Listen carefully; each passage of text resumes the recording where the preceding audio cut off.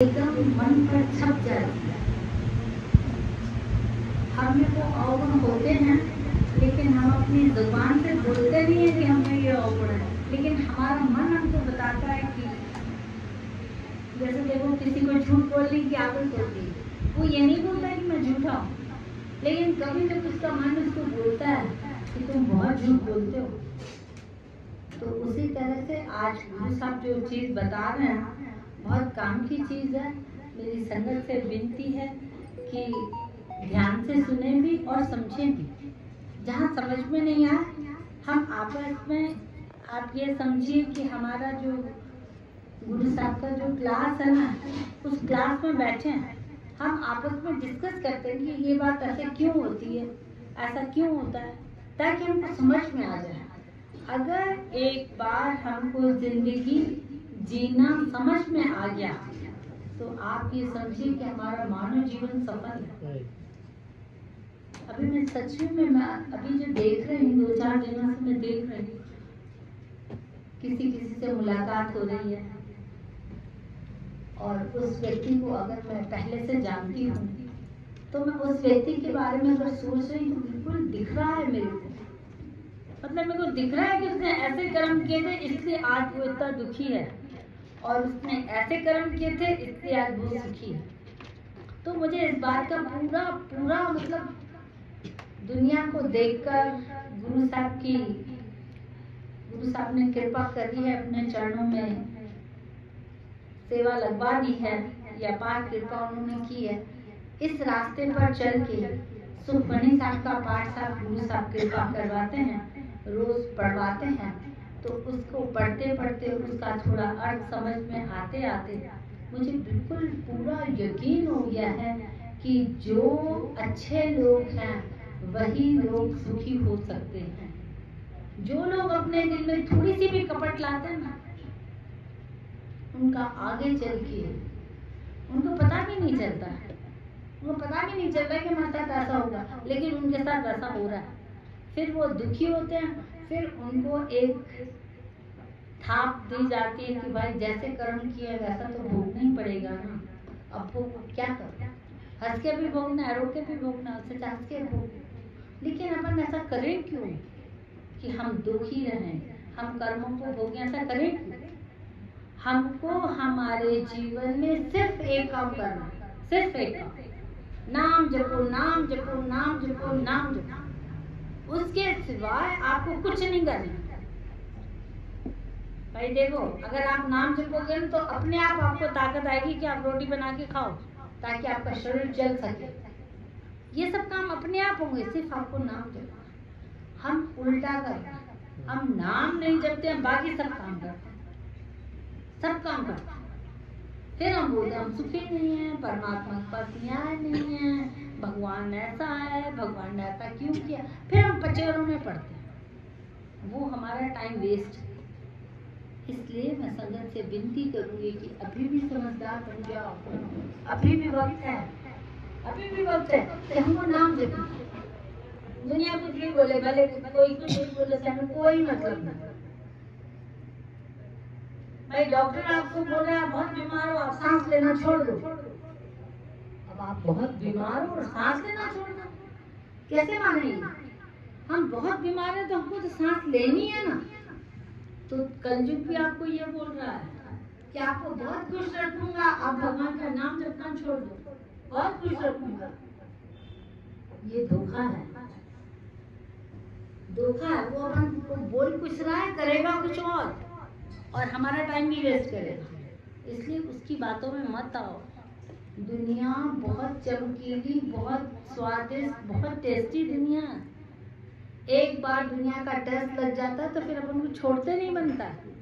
जैसे कुछ लोग बोलते हैं ना कि क्या करूँ, गुटखे की आदत छूटती नहीं है, क्या करूँ, मीठे की आदत छूटती नहीं है। अगर छोड़ना चाहो तो छूटेगी ना, आप छोड़ना ही नहीं चाहते तो कहाँ से छूटेगी? इसीलिए आप, कलयुग भी आपको ऐसी लालच दे रहा है, कलयुग आपको ऐसी लालच दे रहा है। देखो एसी में कितनी अच्छी नींद करवाता है, एसी भी हमारा, खर्च भी हमारा, बिल भी हमारा, पलंग भी हमारा, सब कुछ हमारा, और टाइम वो हमारा कैसे छीन लेता है। 5 मिनट के लिए सोते तो आधा घंटा सो जाते हैं, नहीं, आप अपने मन को समझाओ। वो लोग भी तो जीते हैं ना जिनके पास एसी नहीं है, वो लोग भी तो जीते हैं ना। आप फॉरेन में जाके देखो, ऐसे भी तो देश है जहाँ पर बहुत गर्मी होती है, वो भी तो जीते हैं ना। और हमने अगर परमात्मा का नाम जपने के लिए थोड़ी गर्मी सहन कर ली तो क्या फर्क पड़ेगा। तो आज गुरु साहब बता रहे हैं, कलयुगी जीव माया के हाथ बिका हुआ है। कलयुगी जीव पैसे के हाथ बिका हुआ है। मतलब पैसा बोलता है उठ तो उठ, पैसा बोलता है बैठ तो बैठ, पैसा बोलेगा कि डीबी माल जा तो डीबी माल जा, पैसा बोलेगा ये डांस कर तो ये डांस करेगा, पैसा बोलेगा ये खा तो ये खा, पैसा बोलेगा ये नाच तो ये नाच। हमको उसकी जो अंदर का तत्व है वो पता ही नहीं। और पता है, ये पैसा जब हमारी आंख बंद होगी ना तो ये पैसा हमारा अपने आप, कुछ नहीं करना पड़ेगा, अपने आप किसी और के नाम ट्रांसफर हो जाएगा। बीवी की डेथ हो गई तो हस्बैंड के नाम हो जाएगा, हस्बैंड की डेथ हो गई तो बच्चों के नाम हो जाएगा। कुछ नहीं करना पड़ेगा, कुछ नहीं।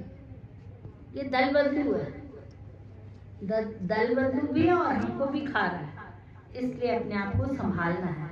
गुरु साहब कह रहे हैं कि हे साधु, इस जगत भ्रम में, यह जगत भ्रम में भूला हुआ है, यह जगत भ्रम में भूला हुआ है। उसने राम नाम का स्मरण छोड़ दिया है और वह माया के हाथ में बिका हुआ है। माया के हाथ में बिका हुआ है मतलब जो पैसा बोलता है। अब जैसे मैं आपको बोलूँगी भाई मैं आपको 10,000 दे रही हूँ, आप एक काम करो, अमृत वेले 4 से 6 बजे तक आप मेरे घर आ जाओ, मैं आपको 10,000 दे रही हूँ। और उधर आपका नित्य नेम है 4 से 6 गुरुद्वारे जाना। गुरुद्वारे जाने में आपको पैसा मिल नहीं रहा है, लेकिन इधर मैं आपको 10,000 दे रही हूँ कि भैया मैं 10,000 दे रही हूँ, आप सवेरे 4 से 6 मेरे पास आ जाना। फिर मेरी मर्जी, मैं आपको क्या भी कुछ भी करूँ। आप बोलोगे अमृत वेले तो रोज जाती हूँ, अब 10,000 कमाने में तो बहुत टाइम लगा है, 2 घंटे। ईमानदारी से अपने बिल्कुल दिलो दिमाग से अंदर से पूछो। हम बोलेंगे अरे एक दिन क्या हुआ, 10,000 मिल जाएंगे। नहीं तो 1 महीना पूरा 1 महीना काम करते तब कहीं जाके 10,000 मिल जाए। तो 2 घंटे में 10,000 मिल रहा है। पहले यहाँ जाओ, ये आपकी परीक्षा है। जहाँ आपने अमृत वेला छोड़ा वहाँ गुरु साहब ने आपको छोड़ा, आपको छोड़ा। गुरु गोविंद सिंह साहब कहीं जा रहे थे तो उन्होंने ऐसे मस्ती में एक पत्थर उठाया और उन्होंने तालाब में फेंक दिया। तालाब में पत्थर फेंका तो पत्थर तो सर करता वो तालाब में डूब गया। तो उन्होंने अपने साथी से पूछा, भाई पत्थर कहाँ गया, पत्थर कहाँ गया? तो वो सब बोलने लगे कि अब गुरु साहब को क्या जवाब दे। तो उनका जो सिख था उसने बोला, साहब आपके हाथ से जो छूटेगा वो डूबेगा तो डूबेगा ही। मतलब आपके हाथ से जो निकलेगा उसकी सत्यानाश होनी है। पत्थर की सत्यानाश होगी, वो पानी में डूब गया। उसी तरह अगर हम गुरु के हाथों से निकलेंगे, गुरु के हाथों से छूटेंगे, गुरु की नजरों से दूर होंगे, संगत से दूर होंगे, तो हमारा भी यही हाल होने वाला है।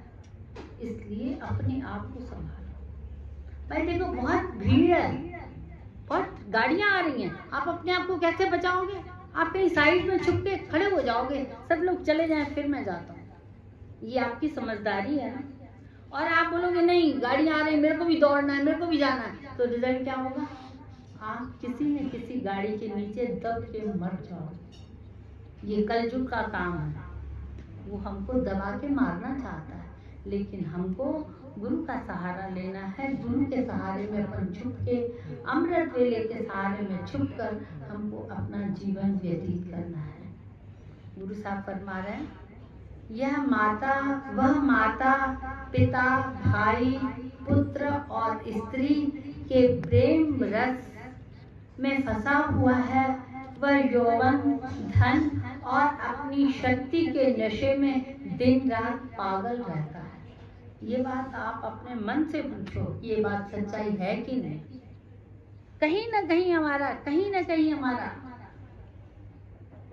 वो अपन को कलयुग की तरफ ले जा रहा है। अपन को सिर्फ एक बार अपना मन पक्का करना है कि प्रभु का सिमरन सबसे ऊंचा, उसके आगे कोई भी ताकत, कोई भी चीज आएगी तो मैं उसके पास नहीं जाऊंगा। आप अपने बच्चों को समझाते हो ना, बाहर का व्यक्ति अगर कोई टॉफी दे, कोई चॉकलेट दे, कोई खिलौना दे, कोई साइकिल दे तो नहीं लेना, क्योंकि आपको मालूम है जो परावा व्यक्ति देगा वो किस सन से देगा वो जाने, हमारा बच्चा खराब हो जाएगा। इसलिए अपन बच्चों को पहले से ही शिक्षा दे दें। अगर हम उनको चॉकलेट देते हैं वो अपनी मम्मी पापा की तरफ देखता है कि लूं कि नहीं लूं, तो आपके पास भी अगर कलयुग आता है तो आप गुरु नानक साहब की तरफ देखो, साहब इससे लूं कि नहीं लूं, आप परमिशन दो तो लूं, आप परमिशन नहीं दो तो नहीं लूं, क्योंकि आपसे मुझे सब कुछ मिल रहा है, सब कुछ मिल रहा है। क्योंकि मैं आपको बताऊं, जो अपना काम करता है ना वो परावा काम कभी नहीं करता, कितना भी अपना हो नहीं करेगा। तो जो हमारा गुरु जो है उसके आगे कुछ भी नहीं है। हमेशा इस बात को तोलना, प्रभु का सिमरन सबसे ऊंचा, सबसे ऊंचा। कभी कभी तो पता है ऐसा आ जाएगा कि आपके सामने सोना रखा जाएगा, सोना रखा जाएगा, इसमें से सोना उठाओ, जल्दी उठाओ, जल्दी उठाओ, मुझको देर हो रही है, तुम जल्दी उठाओ, और इधर आपकी सुपनी साहब चल रही है तो आप उसमें से एक चेन उठा लोगे, पाठ करते करते एक चेन उठा लोगे, वो चेन नहीं है, वो कलयुग है। आप उसको बोलो रुको मेरा पाठ पूरा है फिर बात करना। किसी ने बोला भैया चलो चलो तुमको वहां पर 10,000 मिलेंगे, चलो चलो सुपनी साहब छोड़ो बाद में आगे कर लेना। आपने बोला नहीं, जहाँ 10,000 मिलेंगे वहां मेरी मौत है, मुझे पहले पाठ पूरा करना। ऐसे आपकी टेस्ट होंगी। गुरु साहब आगे फरमा रहे हैं, जो परमात्मा दोनों पर दया करने वाला है, जो परमात्मा तीनों पर दया करने वाला है और दुखों को नाश करने वाला है, उससे वह अपना मन नहीं लगाता। हमको मालूम है कि परमात्मा के दर पे हमको सब कुछ मिलने वाला है, लेकिन उसके बाद भी अपना मन उस पर नहीं लगता है। हमारा मन कहाँ लगता है? दुनियादारी, ये काम कर लूँ, ये कर लूँ, वो कर लूँ, अच्छा बाद में बात करूँगी, ये हो जाए, ये हो जाए, और ऐसा करते करते शरीर थक जाएगा और काम पर पाठ होगा नहीं। मेरे गुरुदेव बाबा नानक जी कहते हैं कि करोड़ों में किसी एक मनुष्य ने गुरु के द्वारा प्रभु को पहचाना है। वो है संत, जिन्होंने गुरु के द्वारा परमात्मा को पहचाना है। बाकी अपन लोग तो क्या है, देखो आपने देखो, आप अपने मन की बात सोचिए। आपके दादा तक तो सीमित है, चलो आपको आपके दादा का नाम मालूम होगा, उसका फोटो देखा होगा, उसका चेहरा याद होगा। आपके दादा का दादा पता ही नहीं है कौन है, आप यहाँ तक कि नाम नहीं पता अपन को अपने दादा के दादा का। जिन्होंने आज अपन जो ऐश कर रहे हैं, जिन्होंने प्रॉपर्टी हमारे लिए इतनी बनाई, इतने झूठ बोले, कितनी मेहनत करी, क्या किया, वो हमको देखेगा, वो आज हमको याद ही नहीं है। और संत हिदाराम साहब हमारे रिश्ते में कोई नहीं लगते हैं, रिश्ते में देखा जाए तो कुछ भी नहीं लगते हैं, लेकिन संत हिदाराम साहब का फोटो हर घर में है। संत हिदाराम साहब के नाम से अपन को, अगर उनका नाम लेते हैं तो ऐसा लगता है अपन को ताकत मिल रही है। जिन्होंने अपने लिए मेहनत करी वो याद नहीं है, और जिन्होंने अपने लिए कुछ नहीं किया, सिर्फ नाम जपा, वो हमको आज भी याद है। और आज भी हमारा मन करता है कि संत हिदाराम साहब को उनका नाम जपते जपते अपन तर जाएंगे। अगर संत हिदाराम साहब का नाम हम जपेंगे तो कल युग हमारे पास नहीं आएगा। और जिन्होंने हमारे लिए इतना कुछ किया, लेकिन उन्होंने एक गलती की, उन्होंने हमारे लिए किया तो सब कुछ, लेकिन उन्होंने नाम नहीं जपा। मैं आपको सच्ची बात बता रही हूँ, संत हिदाराम साहब के पास हम लोग बैठे थे हम लोग तो बहुत छोटे छोटे बच्चे थे, तो हम तो भैया, मैं तो आपको अपने मन की बात बता रही, मैं अपने मन की बात बता रही। मैं तो संत कुटिया बहुत लालच में जाती थी। इस लालच में जाती थी कि सवेरे बहुत भूख लगती थी, और सवेरे सवेरे मम्मी नाश्ता कहाँ देगी। जब उठेगी, पाठ करेगी, सब कुछ होगा, भाई आएगी, ये होगा, फिर नाश्ता मिलता। तब तक तो बहुत भूख लगती थी। कुछ बिस्किट और ये सब कितना खाओ, उससे अच्छा है कि 5 बजे उठ के कुटिया चले जाओ। जैसे ही कुटिया में जाते थे, वैसे हमको एक बहुत बड़ा आम और एक गिलास दूध का मजा आ रहा था। या सीजन का कोई भी फ्रूट, सीताफल देंगे, ये वो सब खा के और पाठ करने बैठते थे। फिर पाठ करते करते उसके बाद ऐसा संत हृदयाराम साहब जी ऐसा लंगर बनवाते थे, मस्त, मन पसंद। फिर वो लंगर वंगर खा के वहाँ की थोड़ी सफाई करके घर आते थे, आगे सो जाते थे। मजा आ गया। संडे हमारा सफल हो जाता था।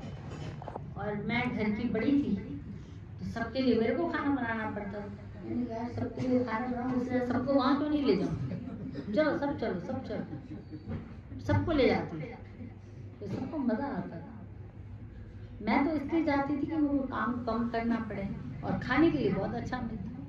तब हमारी मम्मी हमको पूरा आम कभी नहीं देती थी, आम फाक फाक मिलती थी, 1 फाक 2 फाक, बोलते गुठली दे तो गुठली नहीं देती थी, तो अपन को कंजूसी से। और वहाँ पर पूरा आम मिलता था, मस्त पूरा आम खाओ, जितना आम खाना खा लो। और कभी कभी तो कुटिया में जाते थे, तो वहाँ पर आम के पेड़ों से आम गिरते तो 2-2 3-3 आम उठा के भी ले आते थे। ये लालच थी। आज वो लालच कहाँ पहुँची है,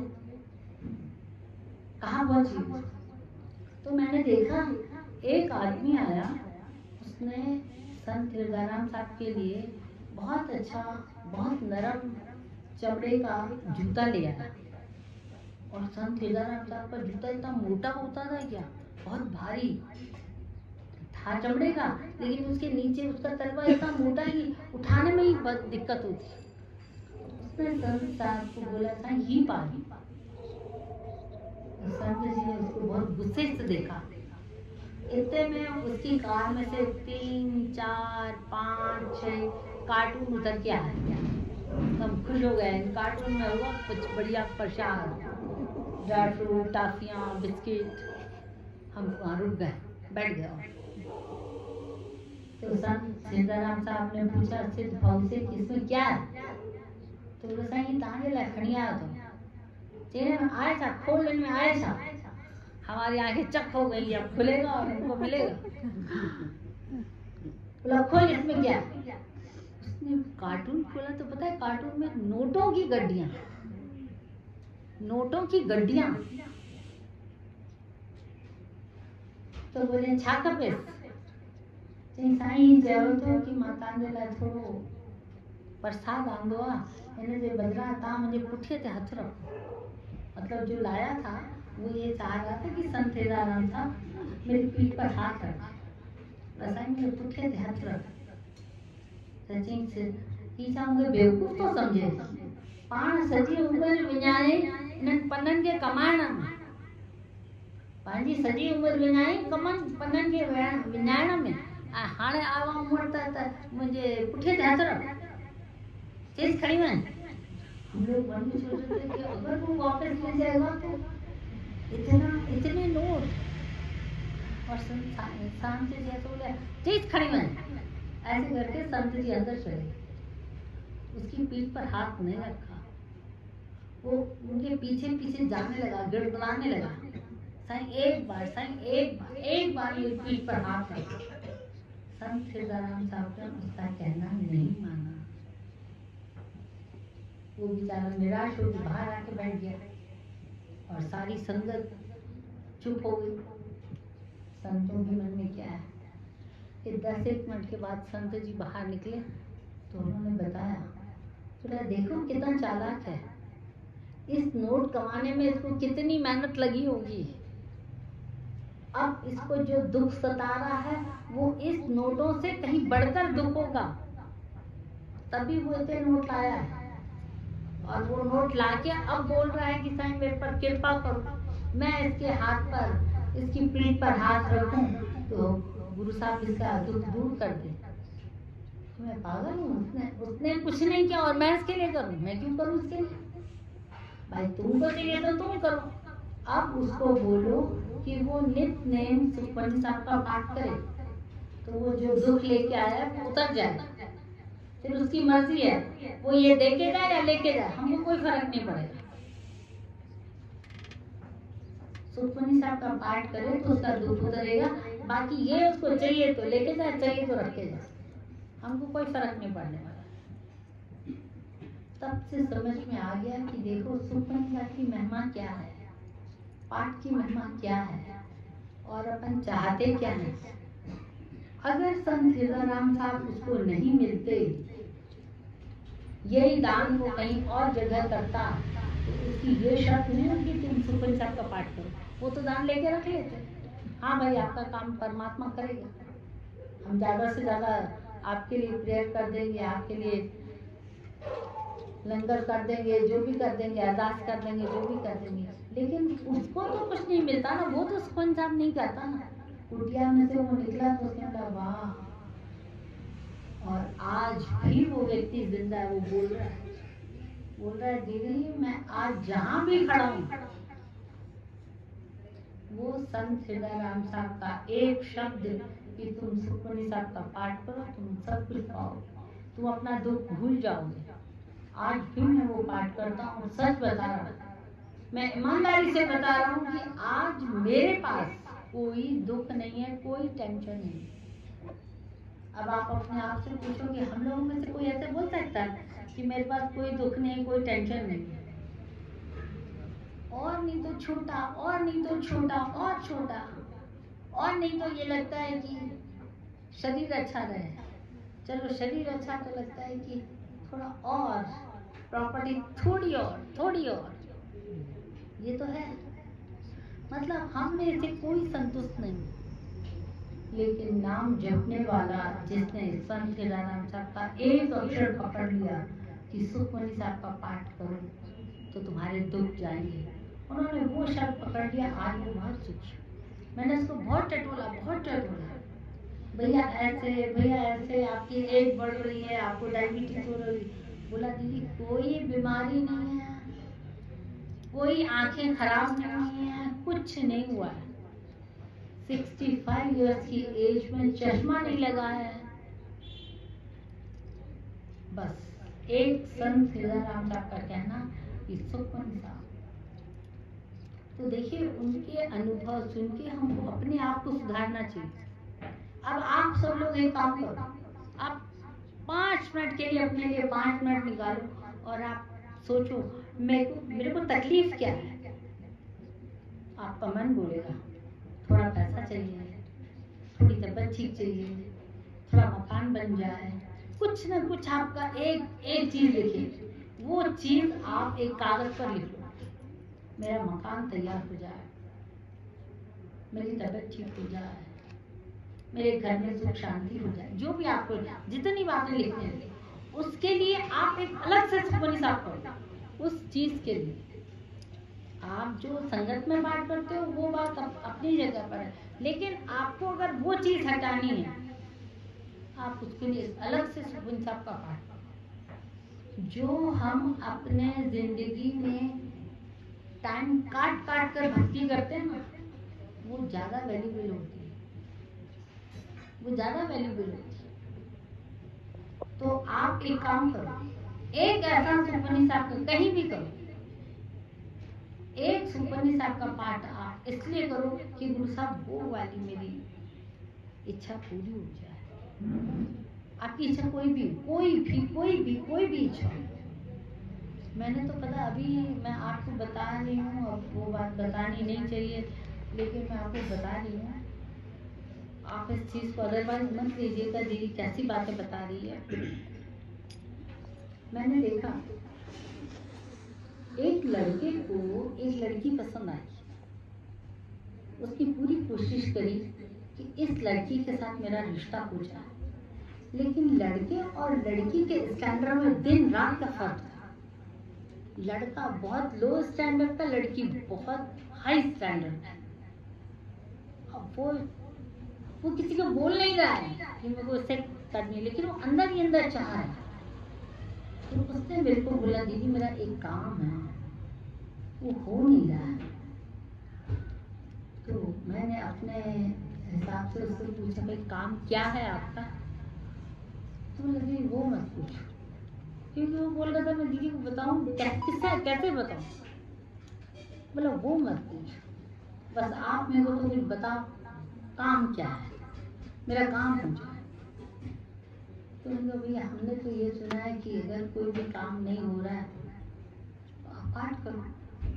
तो वही तो पूछते हैं कौन सा पाठ करो? आप जो बोलोगे, जैसा बोलोगे, जितनी देर का पाठ बोलोगे मैं करने के लिए तैयार हूँ। उसके मन में तो कुछ और था। मैंने कहा सुखमनी साहब का पाठ कर।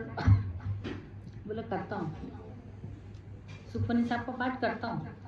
मैंने कहा नहीं, आप करते हो वो अपने लिए, एक अलग से उस काम के लिए करो। बोला दीदी हो जाएगा? उसका जो ये पूछना था दीदी हो जाएगा, उसमें मेरे को डाउट हुआ कि उसका काम ऐसा है जो नहीं होने वाला है, लेकिन ये बोल रहा है दीदी हो जाएगा। तो मैंने कहा गुरु साहब के दर पे क्या नहीं होता है? बोला दीदी हो जाएगा, आपका मन कह रहा हो जाएगा। मैंने कहा देखो भाई पाठ करोगे तो हो जाएगा। बोला नहीं उठो। मैं नीचे सोफा पे बैठी थी, हम दोनों सोफा पे बैठे। बोला नहीं उठो, आप चलो गुरु ग्रंथ साहब के सामने और अरदास करो कि मैं एक्स्ट्रा सुखमनी साहब का पाठ अभी से करना शुरू करता हूँ और मेरा काम हो जाए। तो मेरे मन में ऐसा लगा कि उसको पाठ करने की बहुत इच्छा है, बहुत इच्छा है। तो मैंने कहा चिंता क्यों कर रहे हो, 40 दिन में हो जाएगा। अब मेरे को क्या मालूम उसका काम कौन सा था, मेरे को कुछ पता नहीं। तो तुम चिंता क्यों कर रहे हो? 40। बोला दीदी अगर 40 दिन में ये काम हो जाएगा ना तो मैं तो आपको भगवान मानूंगा। मैंने कहा मेरे को नहीं भगवान मानना, सुखमनी साहब को भगवान मानना, क्योंकि आपका काम सुखमनी साहब कर रही, मैं नहीं कर रही। तो बोला दीदी बिल्कुल मैं तो आपको ये कर रहा हूँ, बस मेरा ये काम हो जाए बस। मतलब वो पागल हो गया लड़का। अब मेरे को थोड़ी थोड़ी समझ आ गई कि इसका काम कौन सा हो सकता है। वो मेरे को ले आया ऊपर, अरदास करी। मैंने कहा गुरु साहब मेरे को नहीं मालूम इसका कौन सा काम है, अब आप देख लो, जिसमें इसका भला हो वो काम आप इसका करवा दो, और 40 दिन ये एक्स्ट्रा सुखमनी साहब का पाठ करेगा, आप इसका काम करवा दो। ये अरदास करेगा। उसने 6 दिन आप करते हो, मतलब वो उंगलियों पे गिन रहा था। बोले दीदी 6 दिन में मेरा काम हुआ है, 6 दिन में। और उसको ये भी डर लग रहा था कि मेरा काम, मैंने आपको बताया स्टैंडर्ड में बहुत फर्क है, तो कहीं लोग मेरा रिश्ता तोड़वा ना दे, इसलिए वो यहाँ से शिफ्ट होकर चला गया कि लोगों को पता चलेगा कि इसके साथ सगाई है, तो कहीं मेरा रिश्ता टूट ना जाए।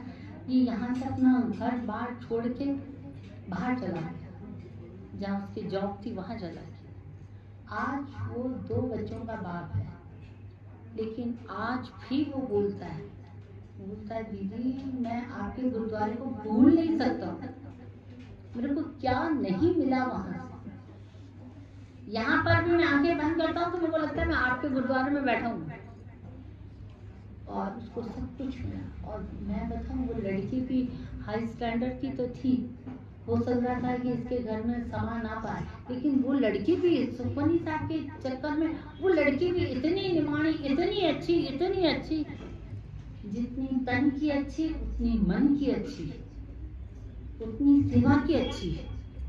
मतलब उसने अब उसके बच्चों के संस्कार देखकर मेरे को दिन रात का फर्क महसूस होता है। जिनके बच्चे शैतान हैं, जिनके घर में किटपिट है, जिनका घर अच्छा नहीं चलता, वो मनन करें कि वो परमात्मा से दूर हैं, इसलिए उनके पास ये सब है। जो परमात्मा के करीब हैं उनके पास सब कुछ मतलब आंखों से देखी हुई बात मैं आपको बता रही। तो मैं आप लोगों से ये विनती करूंगी कि देखो वक्त बहुत थोड़ा है, हो सकता है सीढ़ी से उतरते पैर फिसल जाए, अपन नहीं कह सकते, कुछ नहीं कर सकते। इसलिए आप जितना हो सके आप नाम जो और सबका भला करो, सबका भला। आप ये मत कहना उसने मेरे को चाय नहीं पिलाई तो मैं क्यों पिलाऊं, नहीं, उसने नहीं पिलाई तो उसको 2 कप पिलाओ, उसको महसूस हो कि इंसानियत क्या होती है। आप तो उससे राक्षस वाले व्रती चल रहे हो, उसने नहीं पिलाई तो मैं क्यों पिलाऊं, नहीं, हम वो करेंगे कि तुमको भगवान बदल दे और भगवान पर पूरा भरोसा रखो। भगवान जो आपको अमृत वेले का टाइम दे रहा है ना, ये टाइम किसी भी हालत में, किसी भी हालत में, आप तो कभी कभी परमात्मा से अरदास करना, परमात्मा आज अगर मेरी मौत होने वाली है ना तो इतनी कृपा कर देना कि मैं अमृत वेला कर दूं, उसके बाद मौत हो, मेरा अमृत वेला ना छूटे। जब तक मैं जिंदा हूं तब तक मेरा अमृत वेला ना छूटे। मेरी मौत भी हो जाए तो अमृत वेला कर दूं, उसके बाद भले आपको जो करना है, दुनिया का दस्तूर है, सबको जाना है, मेरे को भी जाना है, मैं चलूंगा, लेकिन अमृत वेला हो जाए फिर। ऐसी अपन परमात्मा से प्रार्थना करें, तब अपना जीवन सफल। बोल